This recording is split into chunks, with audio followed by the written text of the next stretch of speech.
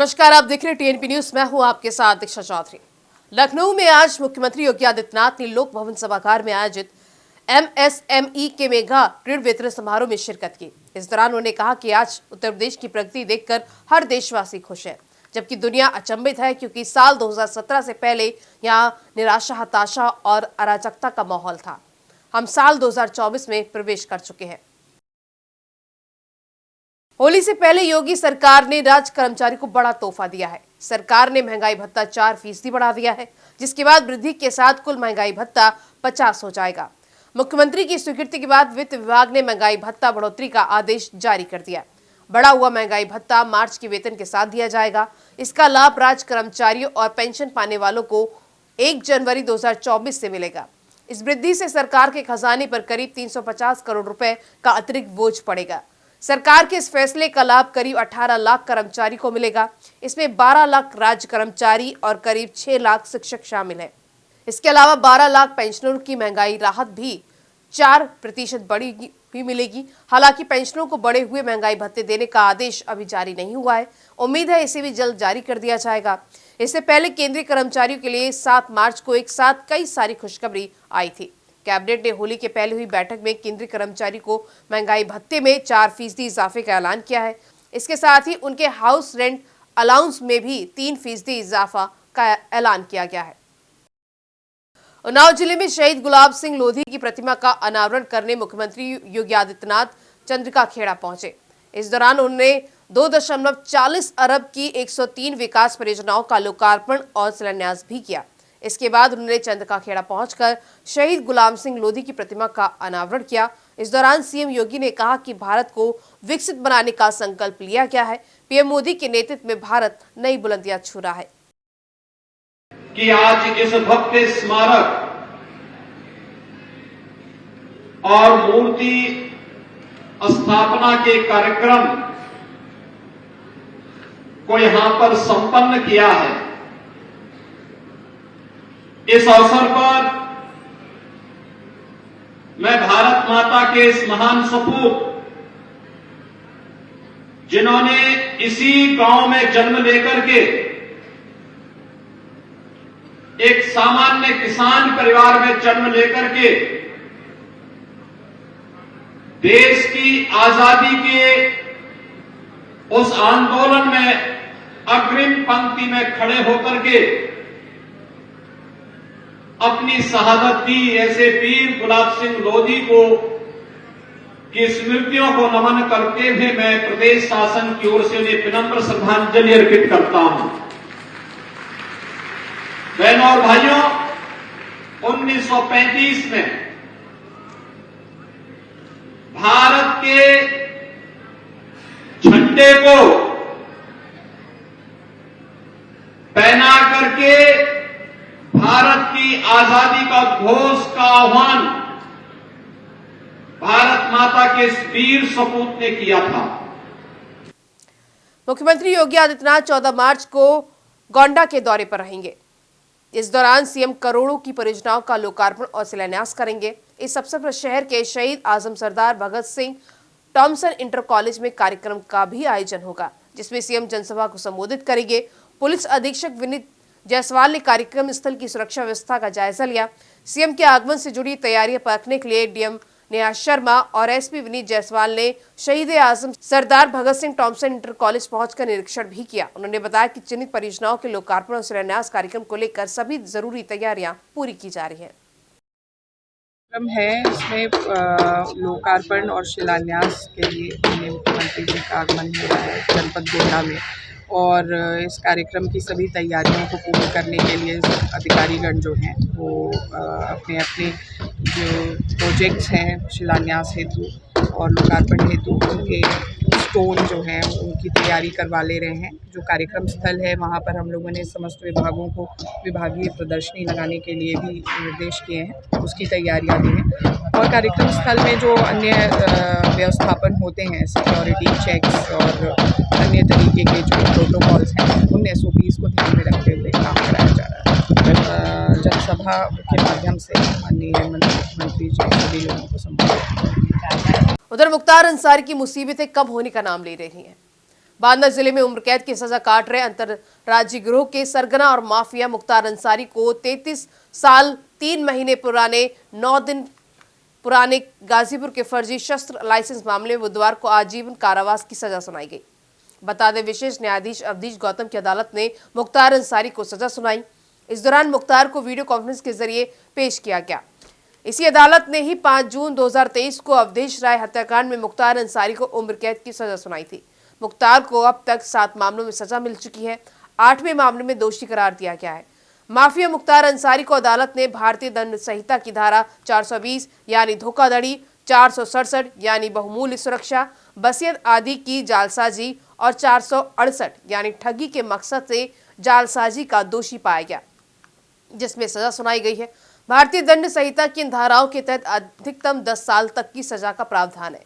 इसके अलावा मुख्तार अंसारी को आयुक्त अधिनियम की धारा 30 के तहत दोषी पाया गया है। इसके तहत अधिनियम 6 महीने के साथ साथ इसके तहत अधिकतम 6 महीने की सजा या जुर्माना या दोनों से दंडित करने का प्रावधान भी है। अब अगली खबर पीलीभीत से सामने आ रही है, जहां सूचना विभाग द्वारा आयोजित प्रदर्शनी में पहुंचे गन्ना और चीनी मिल राज्य मंत्री संजय सिंह ने सपा पर जमकर निशाना साधा। उन्होंने समाजवादी पार्टी को समाप्तवादी पार्टी करार दिया। साथ ही उन्होंने जिले के 55,000 से अधिक बांग्लादेश से आए शरणार्थियों को मिलने जा रही नागरिकता को लेकर प्रधानमंत्री नरेंद्र मोदी और गृह मंत्री का धन्यवाद भी किया।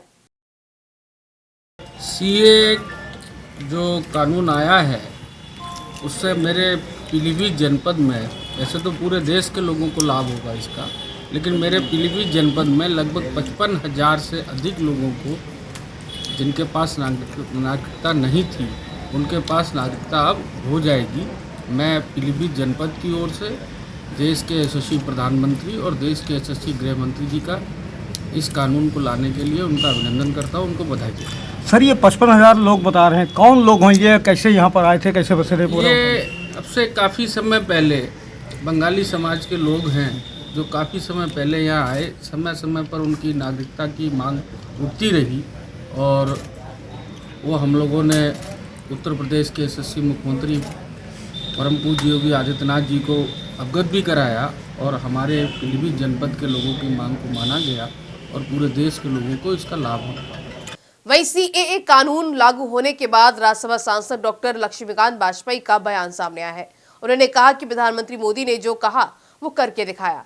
सीएए कानून भारतीय नागरिक पर लागू नहीं होता। ये कानून पाकिस्तान, अफगानिस्तान और बांग्लादेश से आए शरणार्थियों के लिए है। इन तीनों देशों से आए प्रताड़ित लोग इस कानून के तहत भारतीय नागरिकता ले सकते हैं। नागरिकता संशोधन अधिनियम को आज भारत देश में लागू किया गया है। आदरणीय प्रधानमंत्री नरेंद्र मोदी जी के प्रति हार्दिक आभार। जो किया वो करके दिखाया। मोदी है तो मुमकिन है। इस कानून की सबसे बड़ी खास बात यह है कि इसमें देश में रहने वाला किसी भी धर्म, पंथ और पूजा पद्धति का नागरिक है तो उसकी सदस्यता नहीं जाएगी। केवल भारत की सीमा से लगने वाले अफगानिस्तान, पाकिस्तान और बांग्लादेश के हिंदू, सिख, बौद्ध, जैन और ईसाई धर्मावलंबी जो किसी वजह से प्रताड़ित होकर शरणार्थी के रूप में आते हैं या आए हैं, उनको भारत की नागरिकता देने का कानून बना है।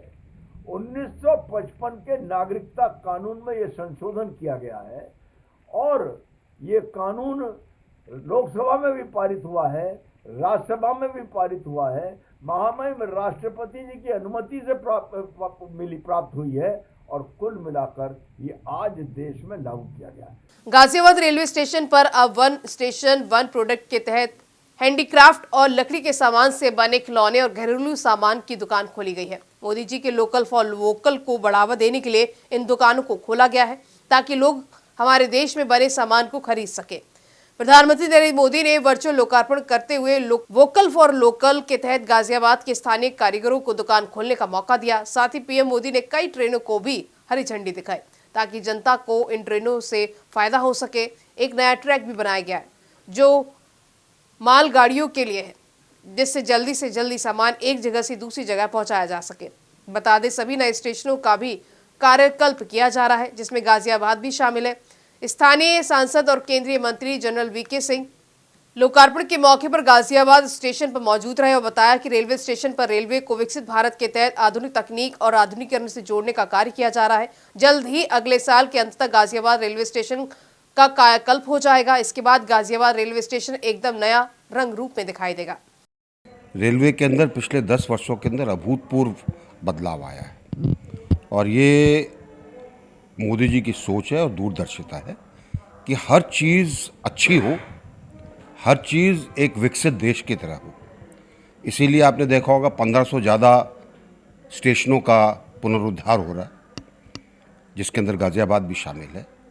जहाँ जहाँ पर लेवल क्रॉसिंग्स हैं उनको हटा के या तो आरयू भी बन रहे हैं या आरओ भी बन रहे हैं, ताकि जितने मानव रहित हमारे लेवल क्रॉसिंग थे वो ख़त्म हो जाएं और कोई एक्सीडेंट ना हो। हर स्टेशन के ऊपर एक स्टेशन एक उत्पाद के हिसाब से, जैसे कि लोकल चीज़ों को बढ़ावा मिले, लोकल कारीगरों को बढ़ावा मिले। उधर बीएसपी ने बिजनौर लोकसभा सीट से चौधरी विजेंद्र सिंह को अपना उम्मीदवार बनाया है। चौधरी विजेंद्र सिंह ने लोकदल के साथ राजनीति में 4 महीने पहले बिजनौर में एंट्री की थी। 4 महीने की तैयारी में विजेंद्र सिंह का नाम लोगों की जुबान पर आ गया था। अभी 2 दिन पहले उन्होंने लोकदल पार्टी से इस्तीफा दे दिया था। हाल फिलहाल में आरएलडी बीजेपी का गठबंधन होने के बाद विजेंद्र सिंह बसपा में शामिल हो गए और उन्हें बिजनौर लोकसभा सीट से बीएसपी ने अपना प्रत्याशी घोषित कर दिया है। इस घोषणा के बाद बिजनौर लोकसभा सीट पर समीकरण बदल गए हैं। अब विजेंद्र सिंह और रालोद के चंदन सिंह के बीच मुकाबला की संभावना नजर आ रही है।